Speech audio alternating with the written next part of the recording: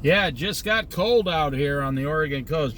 The weather just switched for that like 9-day cold snap we're gonna have coming up here.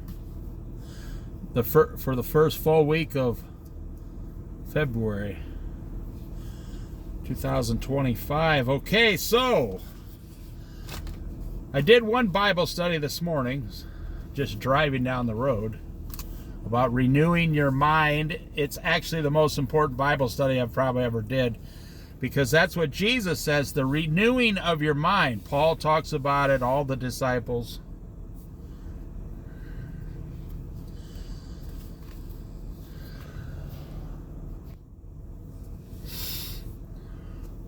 Okay, we were on chapter 27.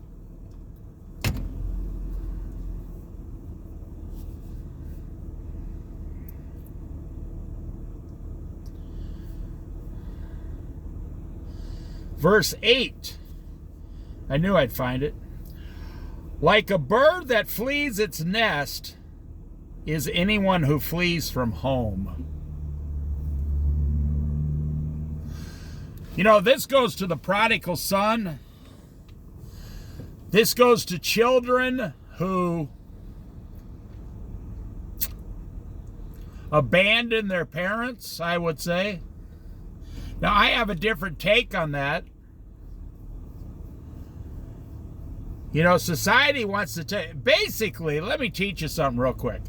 Basically, whatever society says, you can almost guarantee it's the opposite of what the Bible says. Whatever society says, it's pretty much the opposite of what the Bible says. I mean, have you ever noticed that? Because the enemy is in charge of the world down here. I mean, God says it in there, I give you the earth. Jesus warns that the enemy roams back and forth. The devil, the enemy. And he's always trying to copy God's actions, but it usually turns out to be the opposite, you know. Light versus darkness, good versus evil. So in today's society, they want to tell you, all the therapists of the world, that if you grow up to be an adult and you had a lot of problems as a kid, you're not going to turn out good as an adult. And the therapists, they want to blame your parents. Oh, your parents were it was what you're experiencing here. It was your parents. It's your parents' fault. It's always the parents' fault. Because the parents are not raising their children the way the world's therapists and scientists and, you know, the left-wing therapists believe you should be raising your children. What was it? Hillary Clinton came out. She was one of the first ones that said, your children are not your own children. They belong to everyone. That's why she lost one of her first elections. They were like, did she just say she wants to take my children away from me?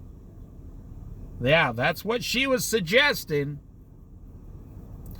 So here, like a bird that flees its nest, the prodigal son, the prodigal daughter, I have to flee the nest because my parents are horrible. It's my parents' fault.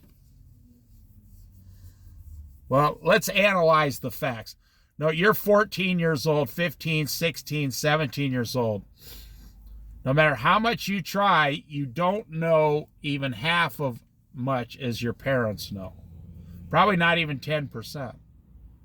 And your parents might not be the greatest people on earth, but they know like 80% more than you do at age 16 years old. So you just don't like their rules, and you want to flee out of the home. Like a bird that flees its nest is anyone who flees from home. Now listen to what the Lord wrote here.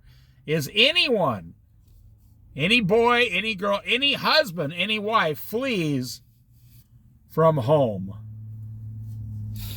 You're trying to get away from something that you don't agree with. See, when you're a teenager, if your parents disagree with you, you instantly become offended and start rolling around on the floor at Kmart screaming at the top of your lungs. Oh, it's true. I've seen it. One of the best things I've ever seen was this little kid. He was like 4 years old. He threw himself down on the floor. And he was going to show his mother. He was screaming. I mean, the whole store could hear it. A big box store. He was screaming. And she was a black woman. And she pretended like nothing was happening. And she just kept pushing her cart, walking along. Just left him there, screaming. It was awesome. It was the best parenting technique I've ever seen in my life. And this woman was just as calm as could be. She just walked away slowly like she was shopping, like alone. Her children were with her. She only had the one child. This, like, I don't know, I saw it like 15 years ago somewhere here. And people started coming. I mean, the mother got like 50, 60 foot away. The kid thought the mother was standing right next to her. Listening to it was a little boy. She thought the little boy thought the mother was standing right next to him. And he looked up and a bunch of strangers said, "Where is your mother? Where's your parents?" And he looked, and his mother was way far away. And his mother said, "Boy, that's got to be embarrassing." And the little boy jumps up and runs to his mother because he didn't know who the strangers were. And the funny thing is, he instantly stopped crying and stuck to his mother like super glue. And I bet you that was the last time he tried that. She just left him, just walked away. He opened his crying, sobbing eyes. There was water coming out of him because he wanted a toy. And she said, "I'm not going to buy you that toy." And so he decided to throw himself on the floor and start screaming and yelling. Well, that's what teenagers do. They say, "Well, I'm going to run away then. I'm going to harm you." But then when they become adults and they go into therapy, they say, "I have all these problems because it was my parents." Well, that's where I think differently. It probably 99% was not your parents. It was probably just you being a little brat. And then what happens is you develop a story in your mind.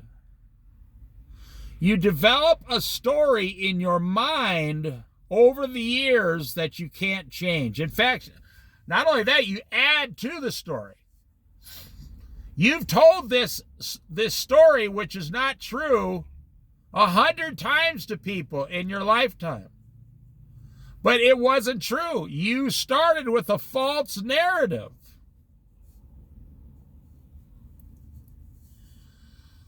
Like a bird that flees its nest is anyone who flees. See, the key word here is flee. You're trying to get away from something you don't agree with. Well, the same thing goes to divorced couples. The man wants to flee from his wife because he's bored stiff with her. I don't know. He wants a younger woman. He's going through a midlife crisis. Whatever it is, he's having an affair with a 20-year-old girl, down at the bank, whatever it is.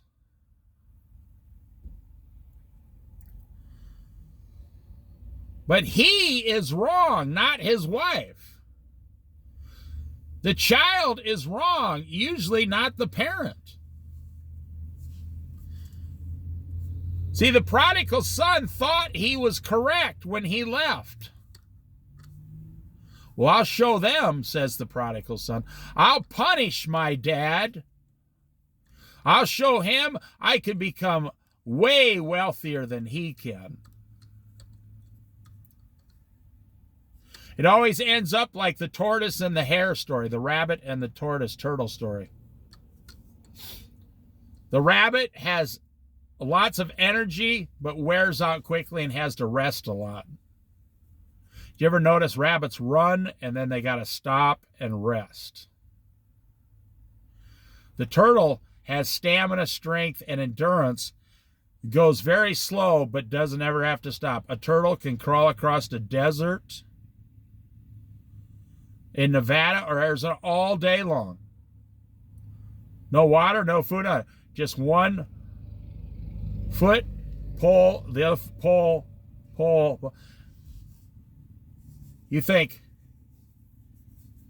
that turtle will never get anywhere. That's not true.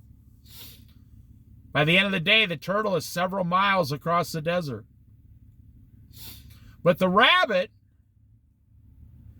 keeps running in circles and never goes actually anywhere.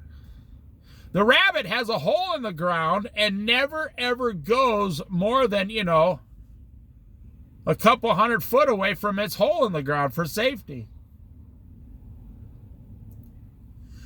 And what I'm saying is, when you thought your parents were wrong, and you're the rabbit, you flee from home. But you end up losing the race at the end because you just ran around in circles, and that's all that happened. You just kept running around in circles. You weren't actually going anywhere. I say that most preachers don't pick up this part of the story, and I tell this part of the story. Where did the prodigal son end back up at? Where did the prodigal son end up at? Back at his father's house after 20 years, picking the potatoes. I add to the story, common sense.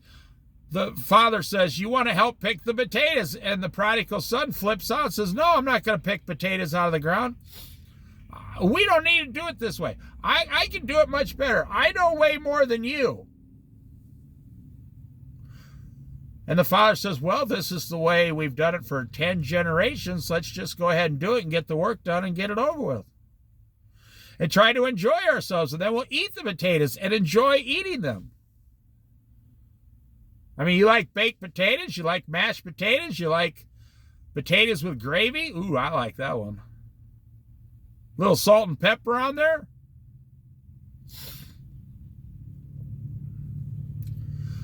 The prodigal son came home. He had clothes, no shoes on his feet. Didn't have one nickel in his pocket. I mean, he got his share of the inheritance. In today's society, he might have got $1 million. He might have got $250,000.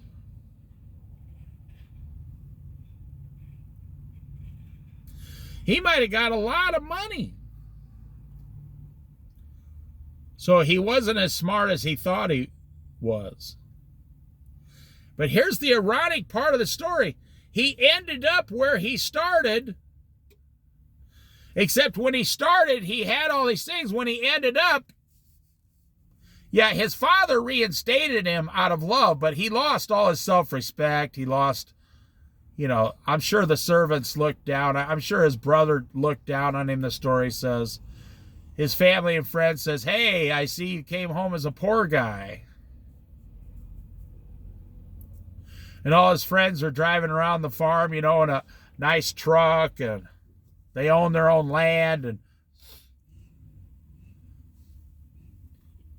you were given your parents for a reason by God, a very specific reason. Only God decided who you would be born to as a baby. God alone makes that decision. It's not a random thing. God alone puts a certain individual soul into a certain woman.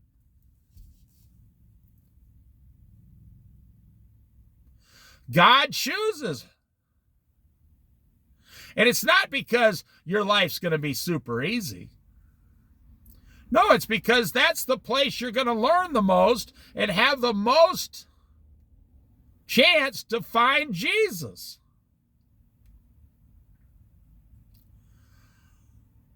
But you see what happens, the word flee. F-L-E-E. Anyone who flees from home.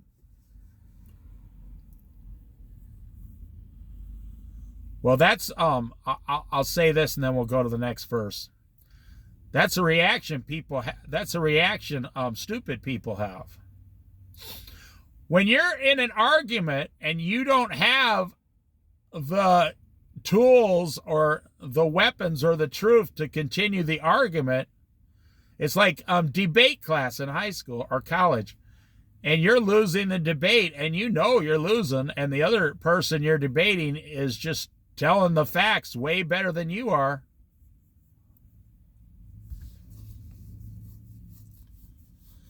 So what does a person with a weak mind like that do? Because a person with a Christian mind is supposed to say, you know what, you're right. Thank you for pointing that out to me. I was wrong.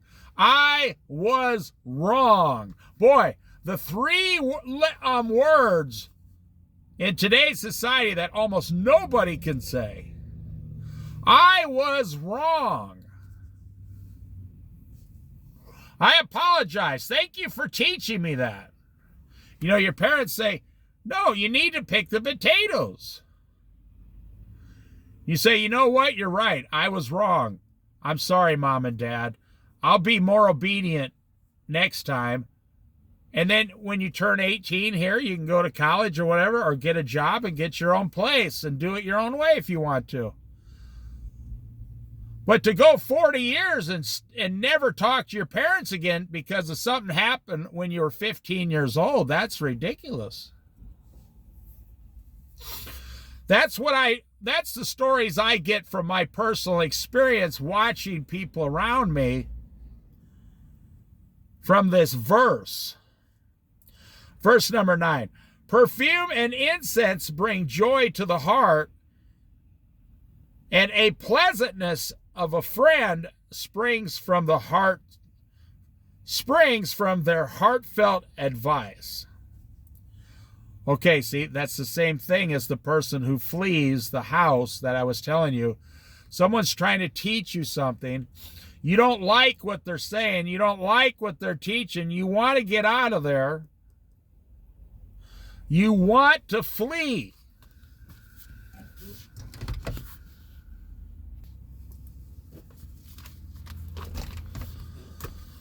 The next verse is with it.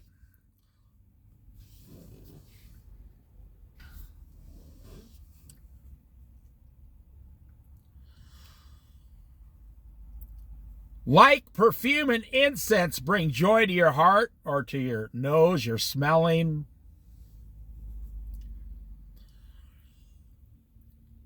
The pleasantness of a friend tries to give you heartfelt advice. When a friend from church says, hey, I see you're doing something. Can I talk to you in private for a minute? I see you're doing something that is... You know, anybody who says that to you, you're supposed to say, yes, I'm listening. And it says, a wise man says, thank you for caring enough to say that to me. You don't have to take their advice, but you do, as a wise person of the Bible, have to thank them and be kind and gentle to them. And then consider what they're saying and why they're saying it. But what does it say that a fool does? What does the Bible say a fool does? A fool rebukes it sternly and says, get away from me. I don't have to listen to any of you. And it goes back to when you're a teenager and you're telling your parents, I mean, the best thing you could do if your parents are still alive, call them up and say, I'd like to apologize for the way I acted when I was a child. When I left home for 2 years, they say, oh, that's okay. It's all okay now. Don't worry about it, because they love you more than you even understand. And you don't understand it until you really have your own children. But you still don't understand it then, because I'll tell you why. When you have your own children, you have a certain kind of love when they're young. Like, oh, look at my children. Oh, look, they can walk. I love them. Oh, look, they talked. I love them. Oh, look, they burped and laughed. Oh, I love them. But when they get older, when your children get to be 18 years old and they're screaming and yelling, I hate your guts, that's when you really understand, I totally love my children no matter what they do to me. In fact, no matter what they do, I can't change. I will still love them. No matter what they do, I will still love my children. And so you think, well, I got children, I'm a much better parent. Well, wait till your children get a little older and they start acting just like you did at their age. Yeah, now you're going, oh, no, I hope they don't do that. See, those two verses go hand in hand. Do not forsake your friend or a friend of your family, and do not go to your relative's house when disaster strikes you. Better a neighbor nearby than a relative far away. Do not forsake your friend or a friend of your family, and do not go to your relative's house far away when disaster strikes you. Better a neighbor nearby than a relative far away. Do you ever wonder why you were born in a certain area?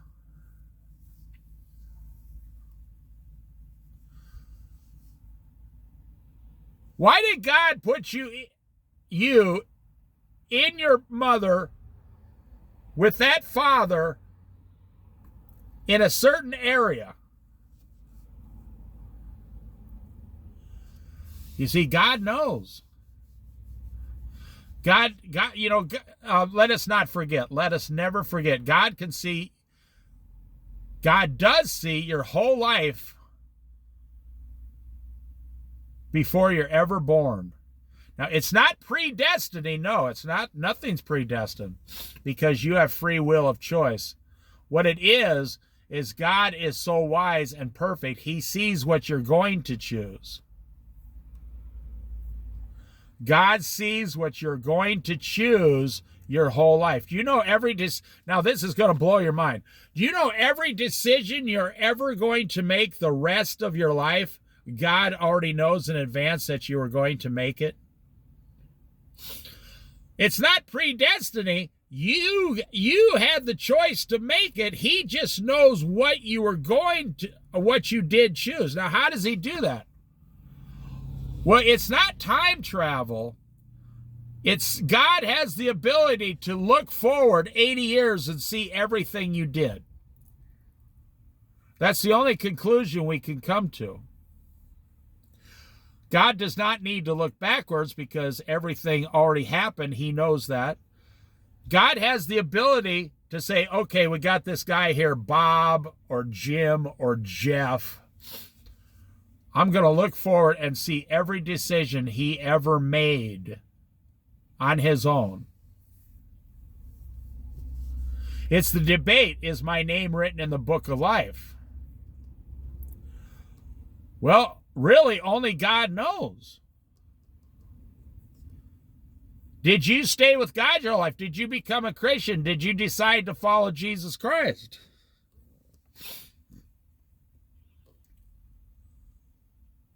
So God saw all of this before you were born. Now, you can easily imagine God saying, okay, if I put this person in Iowa, what choices will they make? If I put it with this family, what choices will they make? I believe that God gave you the best of all options. Because God is perfect, God is holy, and what do? We destroy ourselves all the time, every day. People wake up and destroy themselves.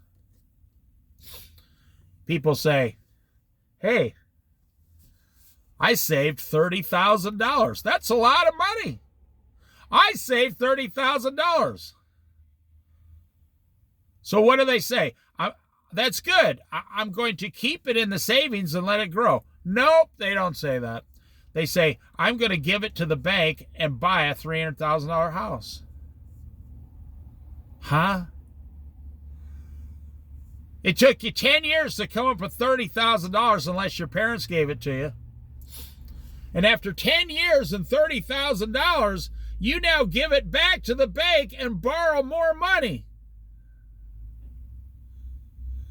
That doesn't even make sense. Why would you do that? Okay, a person says, hey, I got my taxes back, and then I had a little extra money, so I have like $7,000 on me.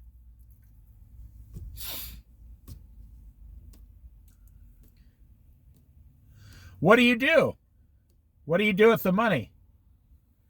You say, hey, $7,000, that's a lot. I should keep it in the bank so I always have an emergency fund. Nope, you don't do that. You say, $7,000, that's my down payment for my $40,000 car. And you completely destroy your finances all over again. And then you say to your wife, hey, let's get in our brand new car and go to the movie. And your wife's like, okay, I love you. My husband just loves spending all kinds of money on me. But you don't go to the bank to get any money because you gave it all away, so you pay for the movie on the credit card. Now you got to pay for the movie on the credit card. Wait a minute. 2 days ago, you just had $7,000 cash. You could have just paid $30 for the movie. Or $50 today if you want popcorn and candy and soda. But you don't have $50. You gave it away. So now all you do is you have a brand new car payment that takes you to the same movie you used to go to when you met each other in high school, and you drove a $400 car. I'll tell you a quick story. In Colorado, there was a movie theater 3.5 miles from our house. Oh, it was a lot nice. It was one of those AMCs, like 14 movie rooms. It was amazing. This was back when movies were in their heyday.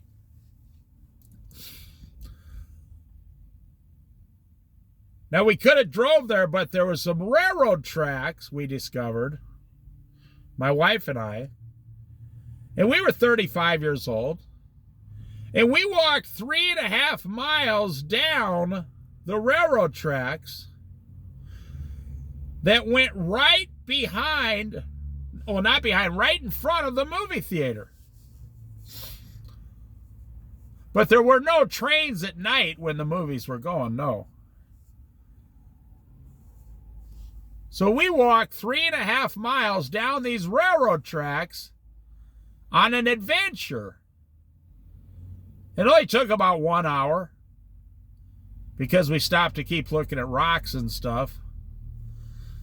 You know, metal spikes, you know, all kinds of stuff.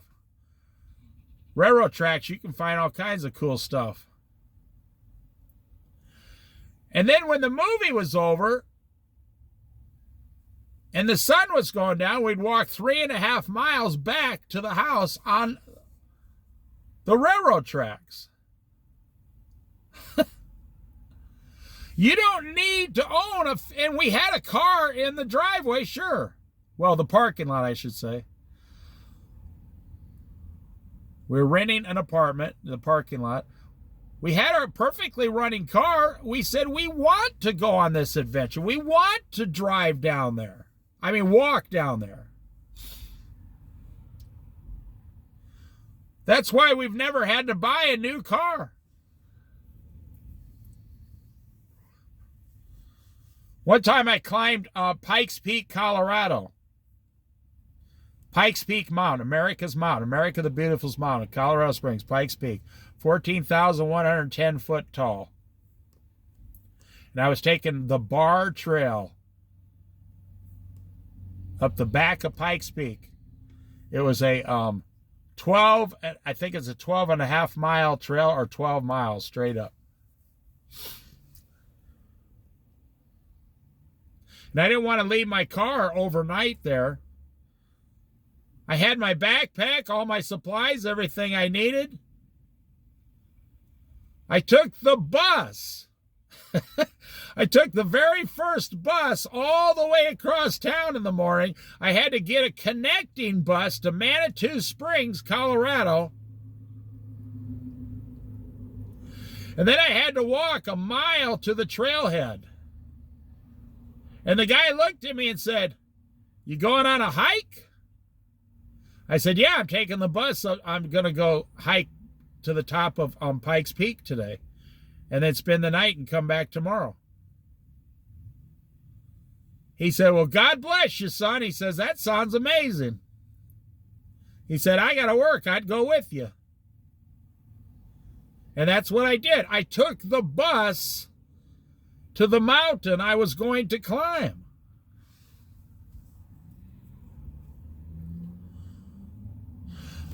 You know, there's so much opportunity in the area God put you in at birth. That's why God put you there.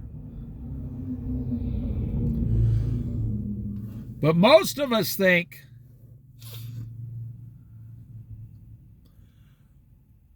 most people will say, my hometown is dull and boring. That's why I had to move to New York City or whatever.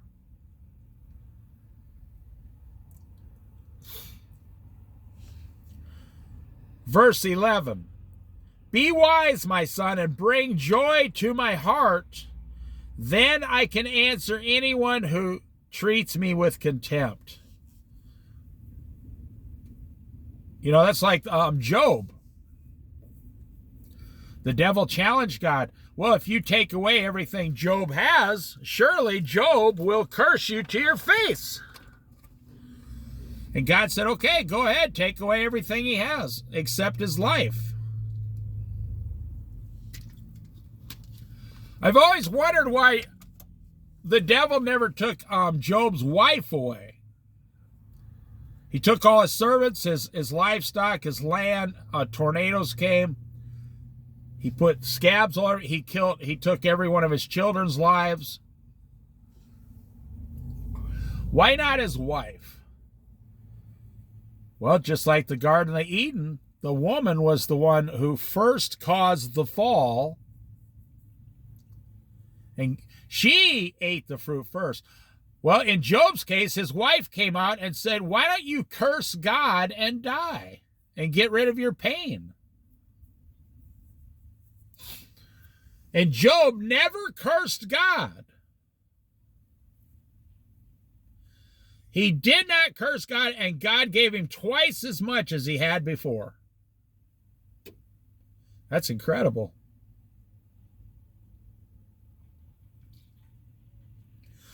So this is saying, if you're God's son, do the right thing and bring joy to my heart. Then when anyone, or like the devil, or anyone, or any angel, or any person on earth says, hey, your servant so-and-so is, a knucklehead, God can answer them and say, no, he's not. He did the right thing. This goes to, are you living correctly? Are you living what is right? Are you doing what is right in the eyes of God, your Father? It also works with your earthly parents, yes.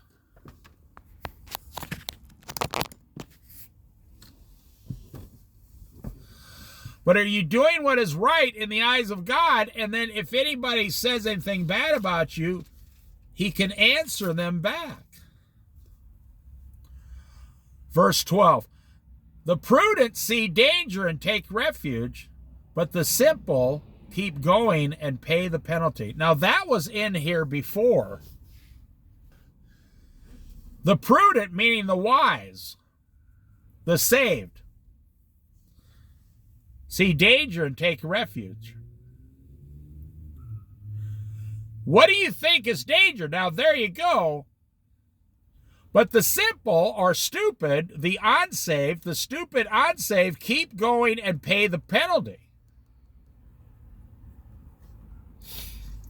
Do you see pornography as danger?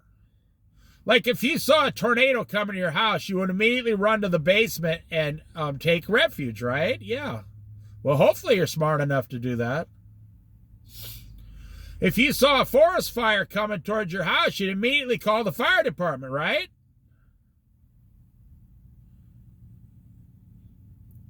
If you saw a guy running towards your front door to break in your house, you'd immediately slam the door, lock the door, and put the couch in front of the door, and then load your gun, your shotgun, and point it at the door. Now listen very carefully. How come when you see pornography, you don't see danger? You equate tornado equal danger. I'll talk like a caveman so you can understand. Tornado equal danger. Fire equal danger. Big bad robbers equal danger. Crime equals danger.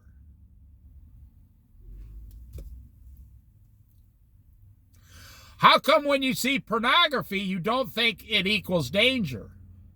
Because pornography is ripping your soul in half. How come when you see another woman coming towards you going, hi, Roger, I know your wife, come over here and talk to me for a minute.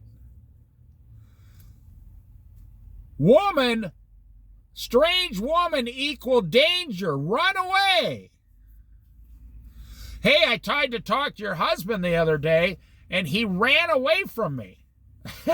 Your wife will thank you. She will say, that's awesome. I trained him well. But actually, Jesus trained you well.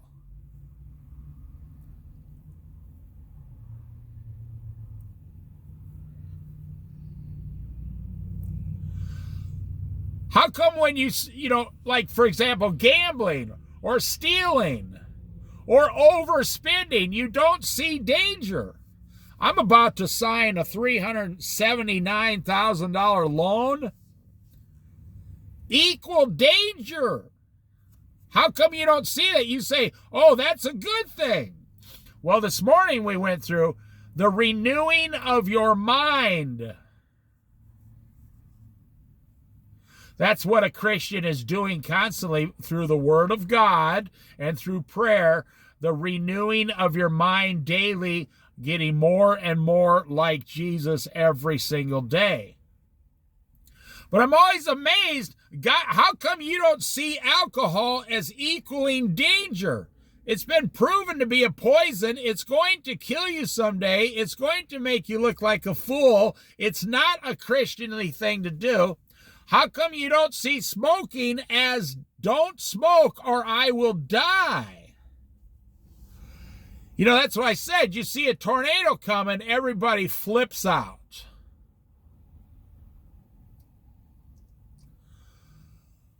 But when you see pornography, you go, oh, let's look some more. That looks kind of fun.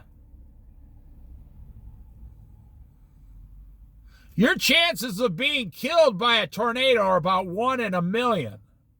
Your chances of being destroyed by pornography are every single time you look at it.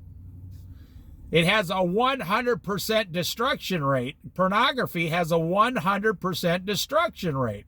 Adultery has a 100% destruction rate.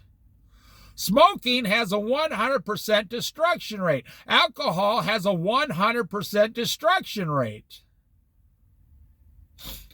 So the wise see danger and take refuge. But what do you see as danger? What is dangerous to you? You have some very low standards. Yes, you have some extremely low standards in life. Well, I can look at pornography and, Jesus says, even if you look at a woman lustfully, you've committed adultery with her. Because you did it inside your soul. The old saying in this world, well, it doesn't hurt to look. Well, according to Jesus, it does. It destroys your soul. You see a woman walk by in a short mini skirt above her knees and high heels, and she looks at you and smiles, and you smile back. You're destroying your soul. She's planting a seed. The devil's using her to plant a seed in you that's going to grow destruction soon down the road. And you're going to say one day when you're an old man, a foolish old man, woman in miniskirt is a good thing. I think I'll leave my wife for the woman in the miniskirt. Hey, me and my guy friends went to Vegas and we got some prostitutes. How come you don't see prostitution as danger? There's something wrong with your thinking process.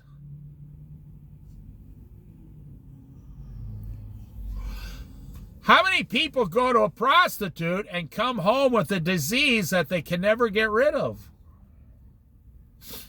But if that prostitute was a tornado, you would have ran away as fast as you could, dug a hole in the ground, and hid yourself until the danger was gone. But the woman's wearing a miniskirt, so you run as fast as you can over towards her, thinking, oh, it's not dangerous. I can handle this. I'll handle this. I'll take care of this. You're a fool. You're foolish.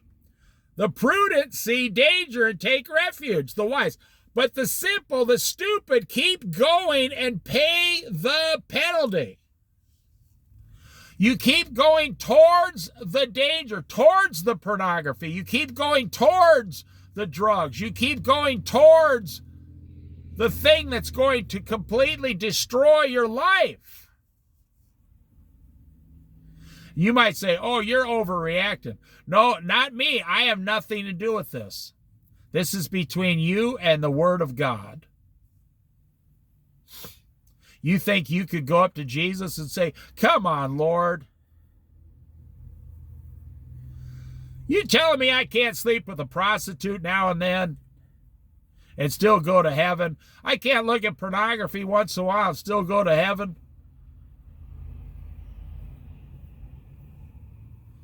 You know what that makes you? Simple. The simple, the stupid, the fools keep going and pay the penalty. Verse number 13. You see, you hear the warning and you dismiss it. Do you know why every single person who doesn't believe in Jesus, you know why they don't believe in Jesus? They heard the warning, they heard the offer, they dismissed it for today. I might do that sometime in my life. I'm a little busy today. Well, I'm not going to get down right here at the grocery store and give my life to Jesus Christ. Hell no. Most people have to, why does God allow bad things to happen to people? Because most people won't become saved the easy way. They have to become saved through toil and misery and pain, and they have to then cry out to God, Lord, save me, save me, save me. See, most people won't become saved when a boat comes by. They have to be thrown out of the boat and start drowning before they start yelling, save me, save me, save me, help me, save me, Lord. I'm drowning. But if they're in a boat, you say, hey, so you're in this nice boat and we're floating along here on this lake. Would you like to become saved? Oh, I thought you brought me out here to go fishing. You want to tell me about salvation. Take that same person, take the life jacket off them, throw them in the water, and they're going to go float down the river and go over the rapids and get killed. Well, guess what? Now they're screaming for salvation. Lord, save me, save me, save me. I'll do anything. People say, why does God allow bad things to happen to good people? Well, first of all, none are good. We're all sinners falling short of the glory of God. Why does God allow bad things to happen? Because you're not listening to what he's asking you to do. You know, it's funny because if you look back, the average person's going to get to heaven on Judgment Day. Well, you won't be in heaven, but you'll be at the Judgment Day seat. And you'll realize that God told you 10,000 times about his salvation. And you denied it exactly 10,000 times.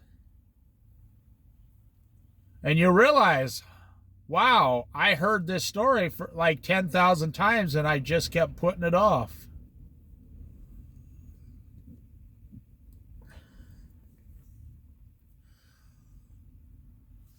You see, your mind, the renewing of your mind says these filthy sins are not danger. But these filthy sins are the most dangerous thing to you, your eternal soul. All right, I'll go to the next one. If you don't understand it now, then you got a lot of problems to work out. Take the garment of one who puts up security for a stranger. Hold it in pledge if it is done for an outsider.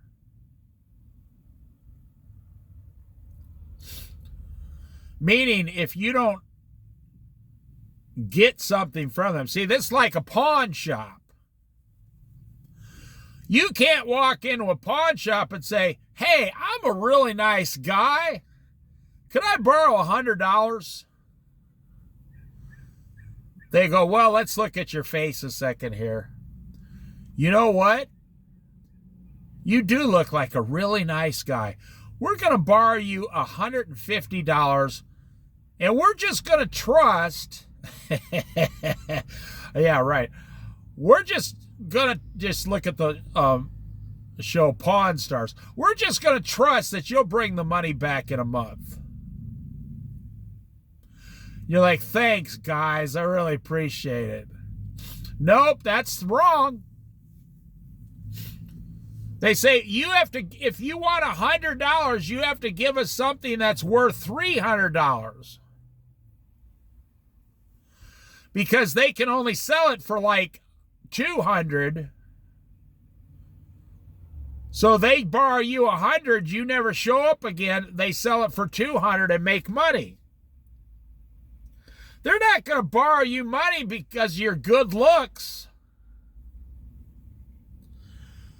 Take the garment, take the item, the pledge of someone who puts up security for a stranger.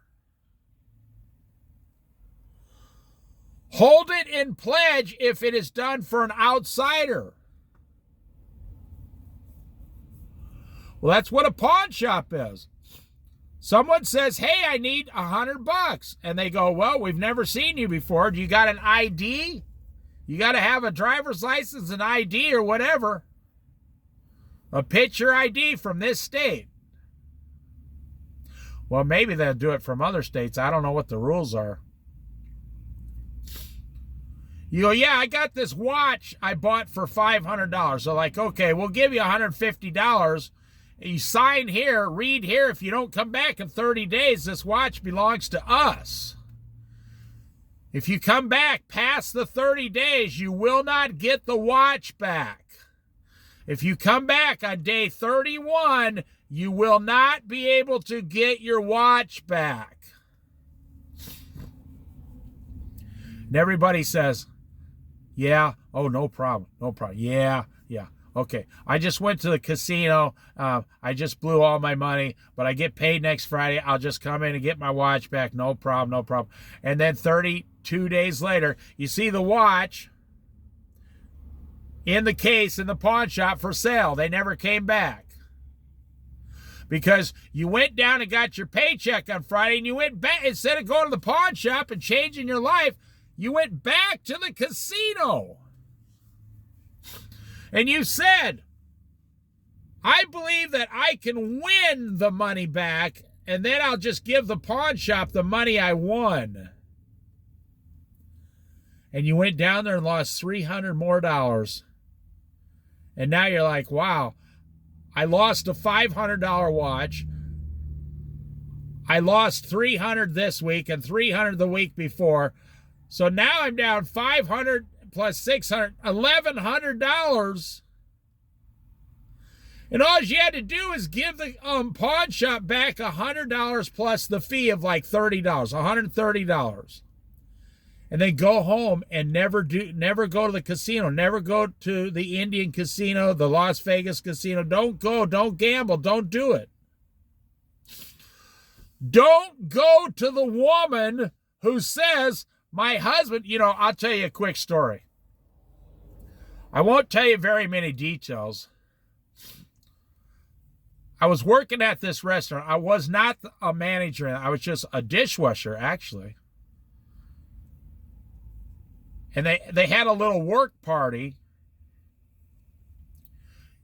for employee appreciation thing. Pizza, stuff like that. So we got about 28 employees in here. It's a pretty large restaurant. And one of the waitresses comes up to me that's never spoke to me. She's never said a single word to me.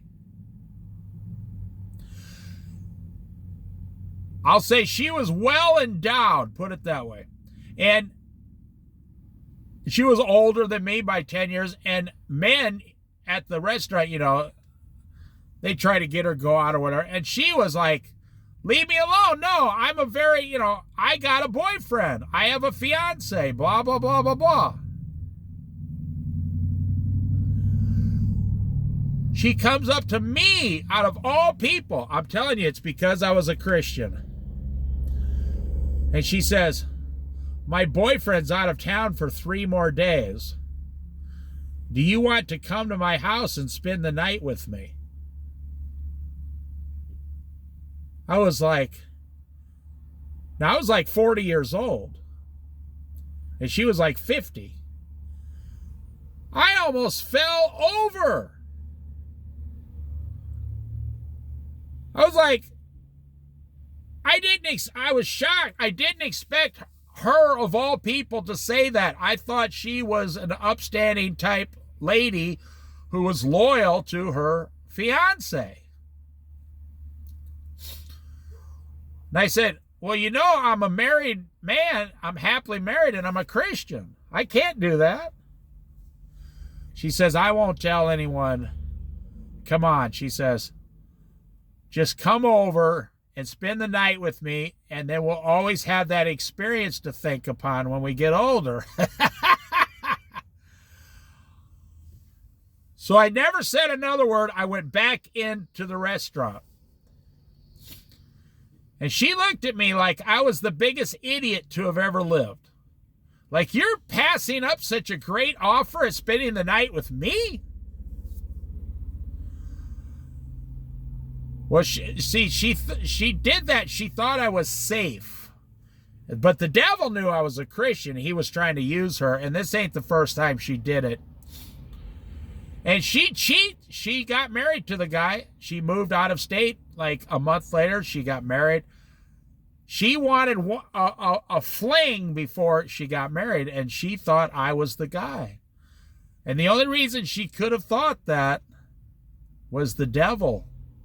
Because her and I have never said 2 words to each other hardly.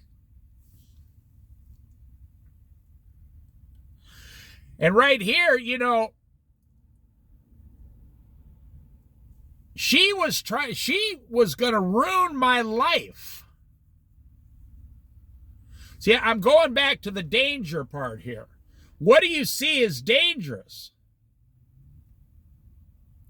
And I'm the kind of guy, I came right home and told my wife, I said, hey, you know that one waitress so-and-so? She's like, yeah, I think so. She just wanted me to sleep with her all night. And my wife just kind of laughed and said, well, that's too bad. Because my wife knows I would never consider that. But you see, hold it in pledge. See, people, here's a good way to think. People aren't who you think they are. They'll do way more despicable things than you can even imagine.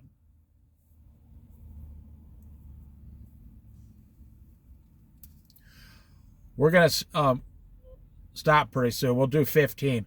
A quarrelsome wife is like a dripping of a leaky roof in a rainstorm. Verse 16. Restraining her is like restraining the wind or grasping oil with the hand. Well, you can't hold olive oil in your hand.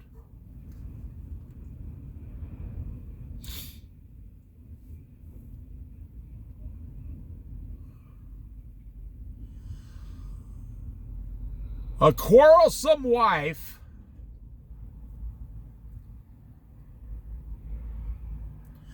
let me say this from experience after being married 40 years. There is nothing better than a loyal wife, and there is nothing worse than a wife who can't be trusted. Now this, I'm not talking about my wife. My wife is a 40-year Christian, loyal. But I see about half my friends since I was 20 years old, they all ended up with women who can't be trusted as soon as they leave the house. You can be married to them. You can have children with them. And eventually, about half of these women, and I got nothing against women, I'm saying about 50% of the stories I see, the guy doesn't know, he doesn't even know if his wife is going to go to the job.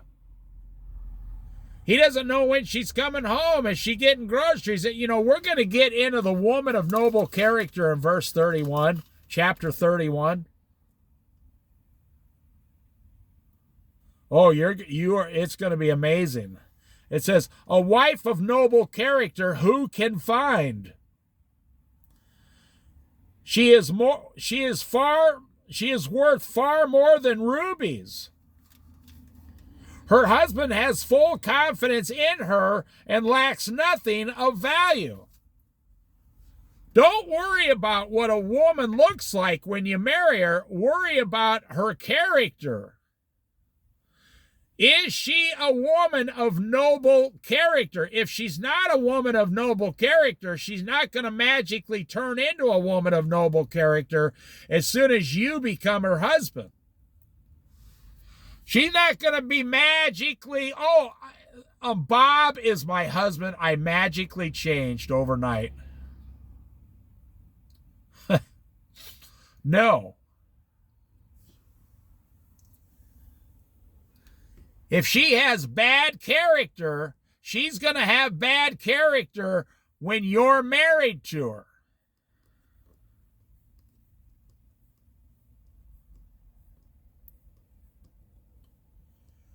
We're going to get into all that. A quarrelsome wife is like a dripping of a leaky roof during a rainstorm. You can't stop it. You have to go up when it's dry and sunny outside and completely repair that part of the roof.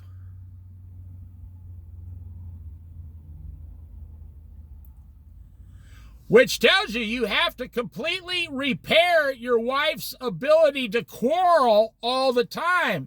You have to get her to change the way she thinks and stop quarreling. And you're not going to be able to get her to do it. Only Jesus is.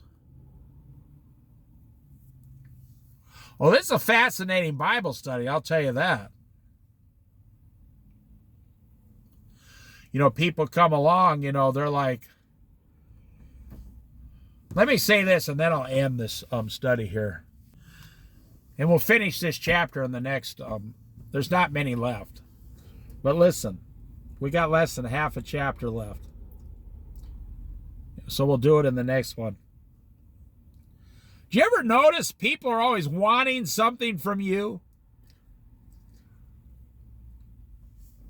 Now, I have personally noticed this is how the devil works. If he can't get to you individually, he gets to the people around you to get to you. Now, you've been there. Now, listen up. Listen up very carefully. So, you've been there, and he says, you know the devil's not bothering you. You're following Christ. But here comes your friend Bob or Jim or Jeff or Joe. Here they come down the road. And they start bothering you, and you think, man, why are they doing this to me and my wife? Why is my friend doing this to us? Do you ever notice there's just things that pop up in the middle of nowhere, and just all of a sudden you got all these problems? Everything was going fine, and every minister will tell you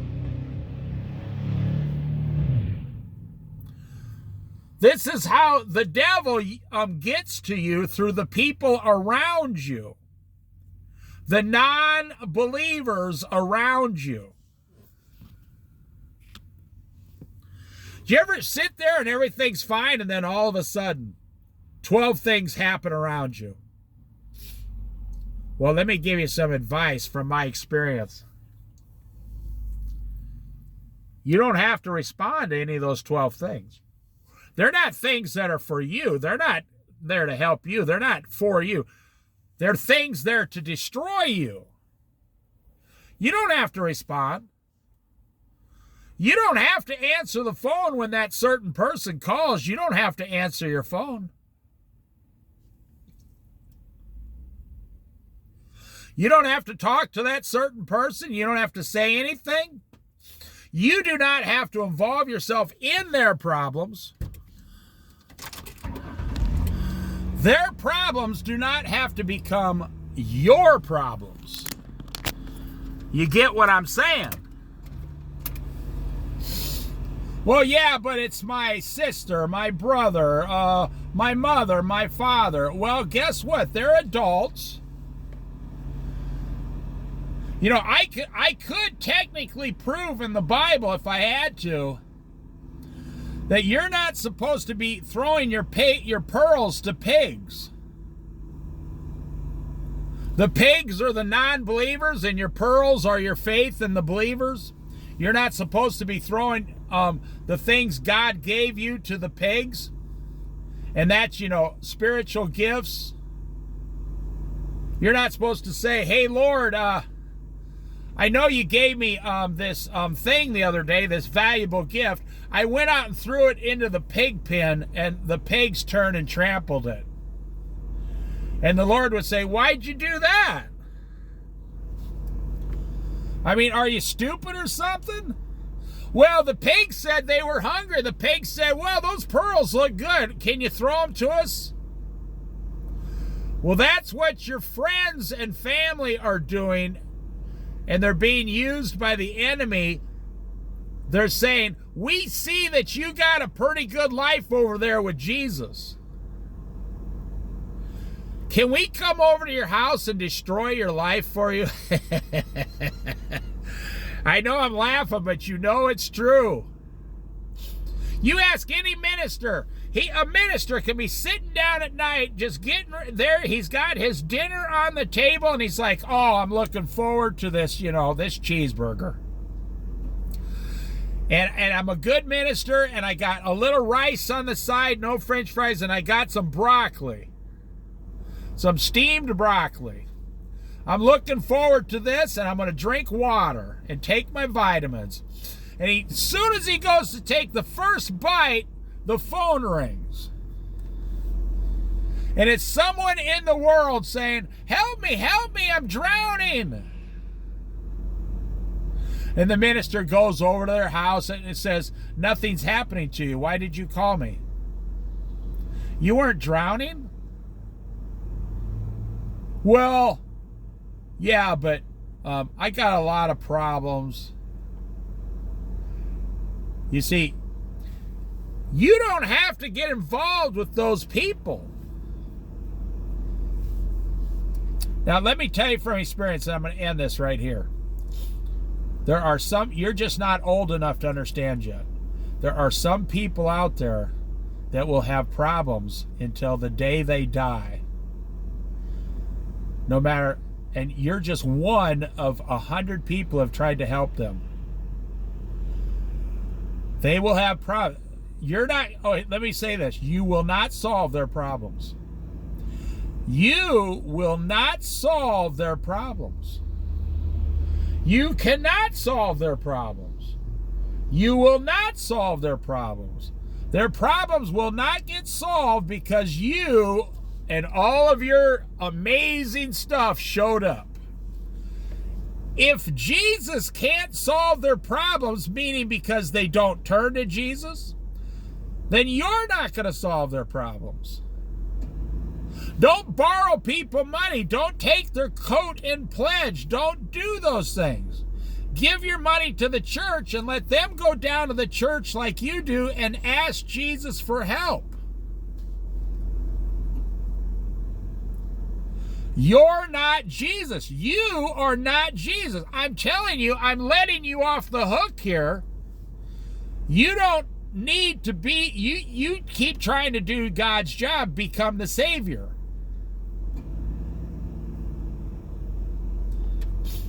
Jesus did not say, or God did not say, this is my son David, talking about myself.